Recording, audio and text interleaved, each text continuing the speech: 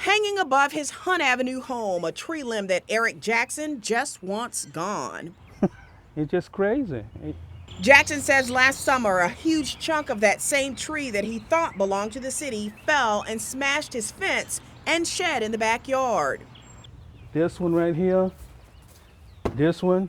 Jackson, who's partially blind, says though his insurance company took care of the damaged fence, it didn't cover his shed. He says in the month since, he's contacted the city several times asking for the tree to be cut back to avoid more limbs falling on his property. He considers this an immediate safety concern for his family. That day that it fell, my daughter lives with me, and she usually come out with her dog, and if that tree had fell, I wouldn't have had a daughter. CBS 6 Problem Solvers met with Public Works Director Bobby Vincent at Jackson's home, who explained that the city is responsible for 120,000 trees, except ones that are located in alleys. Those, he says, must be maintained by homeowners per city code. The responsibility of the adjacent property owner actually goes from the center line of the alley over towards their property.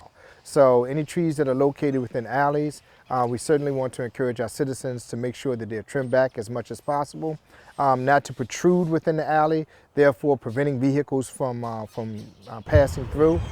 Vincent says Jackson has every right to cut the limbs hanging over his property. He says it's always a good idea for homeowners who aren't sure about whether a tree is their responsibility to contact the city's arborist. After finding out about the homeowner's dilemma with that tree, the owner of Jerry's Tree Service is now stepping in to help. He says he plans to connect with Mr. Jackson in the next few days to come out here and cut back the tree. Working for you on the city's north side, Shelby Brown, CBS 6 News.